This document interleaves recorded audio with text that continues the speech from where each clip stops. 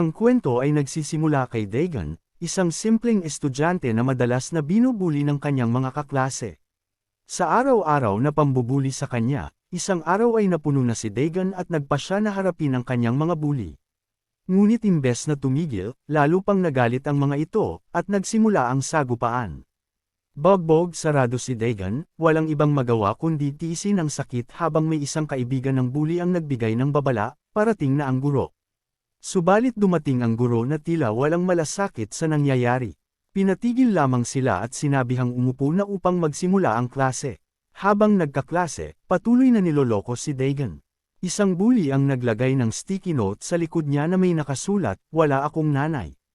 Labis na nasaktan si Dagon, naramdaman niyang inabandona siya at walang magawa.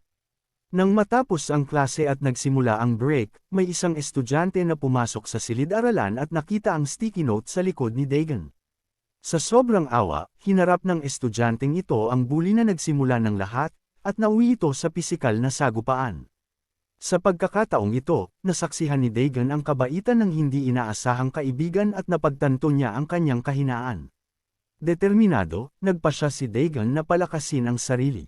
Sinimulan niya ang matinding pagsasanay araw-araw, na ginagaya ang estilo ni Saitama mula sa anime na One Punch Man.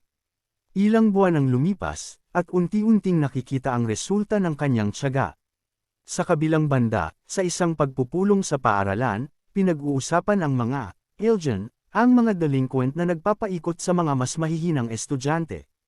Upang masolusyonan ang problemang ito, isang babae ang nagpanukala ng isang proyekto, ipadala ang mga mas malalakas na Ilgen upang kontrolin ang mga Ilgen sa iba't ibang paaralan.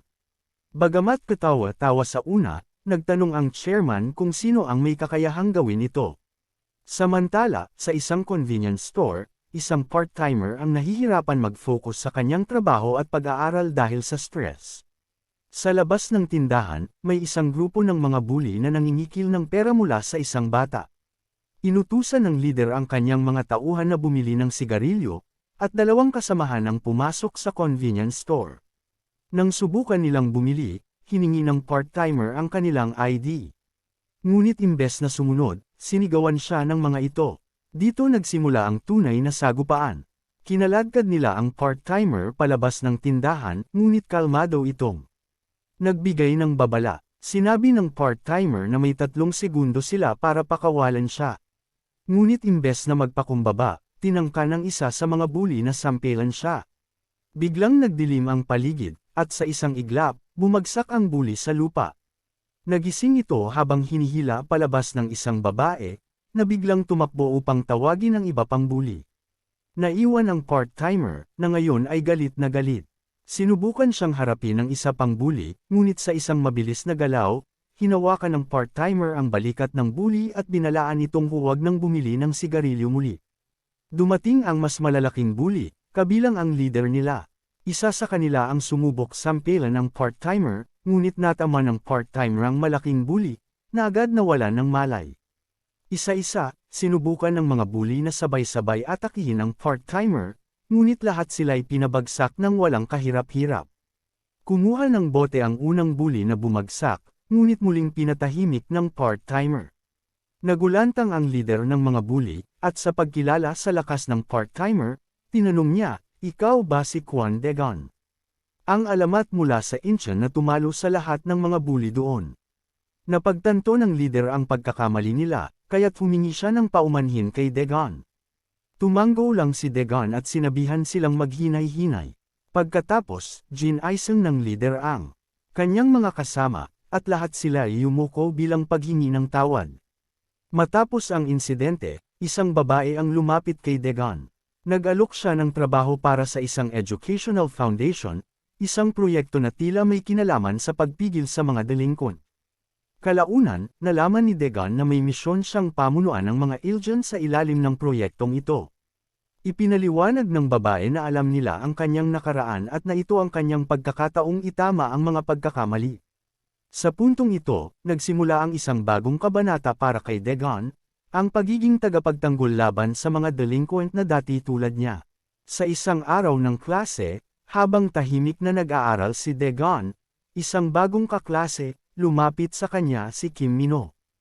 Nakipagkaibigan si Dagon sa kanya at iminungkahi na sila'y maging study partners. Isang tahimik na pakikipag-ugnayan na puno ng hanggaring makapag-aral at magbago. Ngunit, sa kalagitnaan ng kanilang usapan, bigla na lamang sumulpat si Hojong, na walang sabi-sabi sinampal si Mino. Nagtaka si Dagon, bakit? Ano ang dahilan? Napatingin siya kay Hojong habang inuutusan nito si Mino na kumuha ng pagkain para sa kanya. Ipinahayag ni Hojong na si Mino na ang bagong bread shuttle niya, matapos umalis sa eskwelahan ang nauna.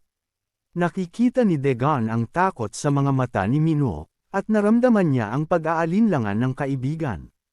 Nagtangka si Mino na magpaliwanag. Hindi ako makakaalis ngayon, sambit niya, ngunit nag-init si Hojong. Ipikit niyo ang mga mata niyo. Sigaw ni Hojong sa buong klase, habang sinimulan niyang bugbugin si Mino. Napaisip si Dagon, sinusubukang alalahanin ang mga patakaran na binanggit sa kanya ng isang misteryosong babae. Ngunit hindi niya alam kung ano ang gagawin. Sa isang iglap, napansin ni Hojong na hindi nakapikit si Dagon. Ikaw na lang ang kukuha ng pagkain. Utos ni Hojong kay Dagon. Tumayo si Dagon, may determinasyon, at kalmadong sinabi, kung ako ang kukuha, bigyan mo ako ng pera. Napuno ng galit si Hojong. Hinawakan nito ang ulo ni Dagon at sinabing, pera ko ang gagamitin mo. Ngunit hindi nagpatinag si Dagon. Isang malalim na buntong hininga. At sa isang mabilis na galaw, binigyan niya ng malakas na suntok sa tiyan si Hojong, sinundan ito ng suntok sa mukha. Wala na siyang pakialam sa mga patakaran, handa na siyang gamitin ang kanyang kamao bilang batas sa eskwelahan. Nanlaki ang mga mata ng mga kaklase. Tahimik. Ang kanilang leader, si Hojong, ngayon ay lugmok sa lupa, pilit na bumabangon. Puno ng pagtataka ang mga mukha, lalo na si Jongnin, ang tapat na kaibigan ni Hojong. Tiningnan ni Dagon si Jongnin, hinahamon, ngunit sa hindi inaasahang pagkakataon, hindi ito gumalaw. Dahan-daang lumapit si Dagon. Sa bawat hakbang, tila baga nagdidilim ang paligid. Niyakap ng katahimikan ang buong silid. Hindi makapaniwala ang lahat ng makita nilang iniiwasan ni Dagon ang bawat suntok ni Jongnen, ang pinakamalapit na tauhan ni Hojong. Hanggang sa natanggap ng kanyang mukha ang isang malakas na suntok. Hindi nagpatinag si Dagon. Sinunggaban niya si Manho, isang sikat na kickboxer sa kanilang paaralan, hinawakan ang kwelyo nito at itinapon sa pader. Simula na ng tutuhan ng laban, sabi ni Manho habang tumatayo. Ngunit hindi alam ng lahat, nasa kamay na ni Dagon ang huling alas. Sa isang mabilis na galaw, binigyan niya ng suntok si Manho, isang suntok na nagpabagsak at nagpalugmok sa leader ng klase. Nagulat ang lahat. Ang malakas na si Manho. Tulog sa gitna ng silid. Tahimik na sinabi ni Dagon sa mga tauhan ni Hojong, dalhin niyo siya sa infirmary. Wala nang naglakas loob na sumuwi. Alam nilang wala na silang magagawa. Sa gitna ng tensyon sa unang araw ng kanilang paglipat, isang grupo ng mga estudyante ang nagsimula ng komprontasyon.